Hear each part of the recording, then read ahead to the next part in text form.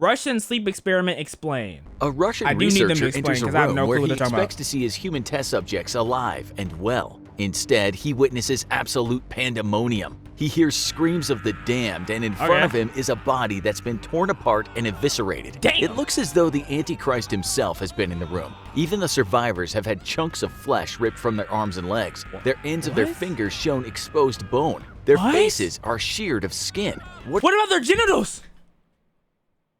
Hopefully, he might get this to that. inferno of madness, thinks the researcher. This wasn't exactly how the experiment was supposed to turn out. Come he on, the thinks. important parts. Okay, the Come on. food wasn't great. We might have made those beds a bit more comfortable, but tearing each other to shreds Come over on, a the bit of important lost part. sleep? Come on, bro. Come on, guys. That's not very comrade of you. That nightmare scenario is straight out of the skipped everything famous important. Russian sleep experiment, if you believe it really happened. Let's start from the beginning of the story, and then we'll tell you what our team of world-class sleuths dug up on the truth behind this horrific experiment. So, it's the late 1940s, and Soviet-era researchers have created a stimulant that they believe can keep a person awake for a long time, How long which is is handy long? when you're fighting a war. In the Second World War, the Germans had their version of such a stimulant, which was a formidable methamphetamine called Pervitin. It's crazy all the type of ish they were taking back in the day because they had belief that it might help you.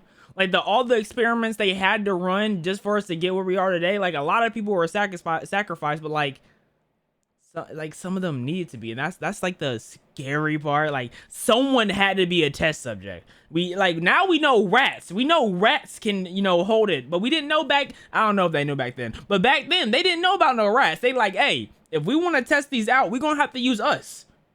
So go get the poor kids, because they weren't gonna use no one besides poor children. Poor old men doesn't matter. If you poor, you don't get you have no type of love in the country, which is crazy. The Americans and the British would dose their troops with the amphetamine Benzedrine, which was similar to your garden variety speed. The Soviets are looking to up the ante and use their own version of a drug, which won't lead to a total wipeout after a 3-day-long binge. They've made something special, but they need to test it on humans first. It's not hard to find test subjects since prisoners of war were aplenty in the 1940s. And where prisoners were concerned, bypassing ethical considerations wasn't such a big deal. They set up a test area where 5 subjects will stay. It's a sealed environment into which the researchers can release the stimulant in gas form. And so they sealed them up in an environment in like a 5x5 room and expected them not to go crazy. to check if the levels of oxygen are okay. The subjects have been given dried food, each a bed with no bedding, running water, and a toilet. The researchers listen to the subjects through a microphone, and there are cameras through which they can monitor the subjects. The only portholes to the outside are 5-inch thick glass windows, which are barely good enough to see a shadow from. The scene is set, and the 5 men seem in good spirits for the first 3 days. Oh yes, good spirits. Tell me, what is good spirits of prisoners of war that are being tested on? They know they're being tested on, so please let me know. What is good spirits? They be lying out they ass. Doing its job, and the researchers are pleased about that. Should you change the title? Yeah, change the title to infographic. One researcher tells another, Nazi meth. Or you could change it to Russian sleep experiment. Just wait until the world sees what that. One researcher tells another, Nazi meth. What a joke. Just wait until the world sees what we've cooked up. Oh, I haven't tried that yet. Stalin will be most pleased. I The have not heard subjects that have one agreed yet. to try and stay awake for 30 days. Or try and to have test been that one. falsely informed I that only if know they can American make the meth. 30 days, they'll get their freedom. Such a deal seems fair to them. 30 Things turn days, slightly though? dark around the 4-day mark, when the subjects start discussing war and the horrors they've seen. They speak of traumas, continual nightmares, other ghastly things they witnessed. Day 5, and Jesus. things get worse. The men start showing signs of psychosis, talking to themselves and things that are not there. They grow paranoid of each other and start Outlast? whispering into those microphones, telling Outlast? stories about the other subjects. The researchers, of course, know all Outlast? about sleep deprivation. After 5 days, the mind can turn on a person. Not me, though. Hallucinations can seem real. My mind don't turn me on. I'll let you know that much.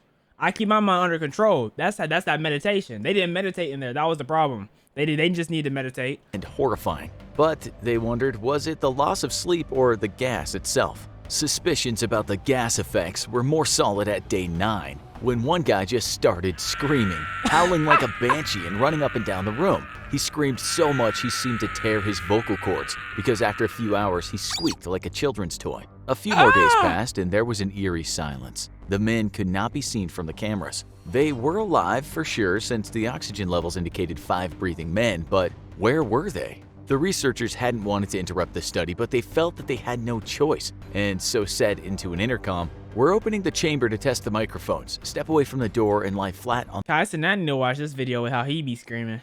One day he gonna be screaming, it's just gonna be straight squeaks. And Kai, you better sit back and relax, buddy.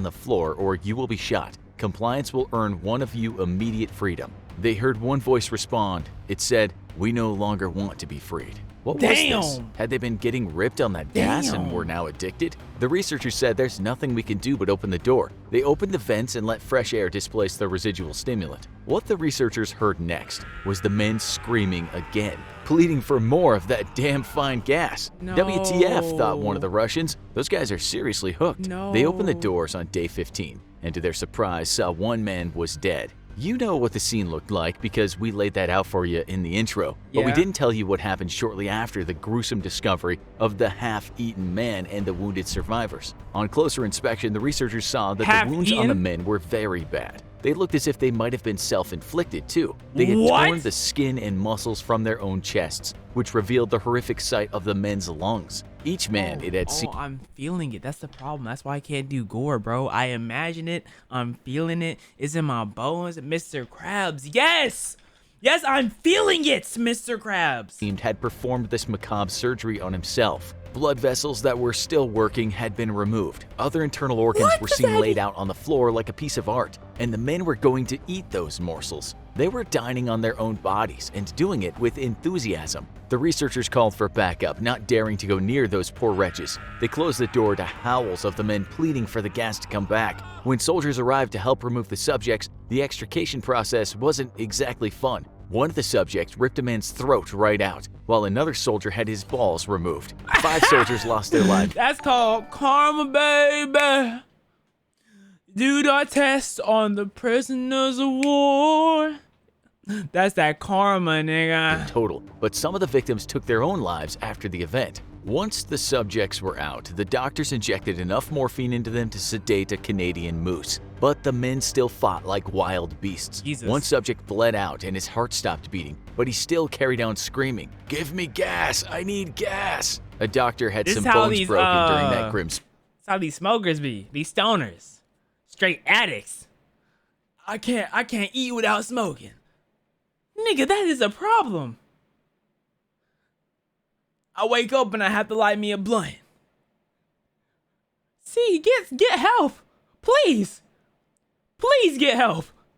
Spectacle. The 3 others were eventually sedated and strapped and moved to a secure facility. The researchers talked to each other saying things like, "That wasn't meant to happen, was it?" They hated to admit it, but maybe the Nazis, the Brits, and the Americans had done the right thing in just plying their troops with top-notch crank. The surgeons got to work on putting the missing organs and bits of viscera back into one man, but this guy almost broke through his restraints. When the docs finally got the anesthetic into him, the man's heart stopped and he died right on the spot. So y'all killed him. The autopsy showed he had broken 9 bones and his muscles were torn all over his body. When they tried to fix up the next man, they decided 2 deaths were enough and didn't use an anesthetic. They patched him up nice, sewing his ruptured organs and laying skin grafts on him. The head surgeon said this man should not be alive after what he's gone through, but he admired his own work. A nurse commented that during the surgery, the beast had been smiling at her. She did wonder how male carnal instincts can remain functioning during the worst times. Maybe with death comes the need to create something new, she philosophized, but quickly shook herself out of her reverie.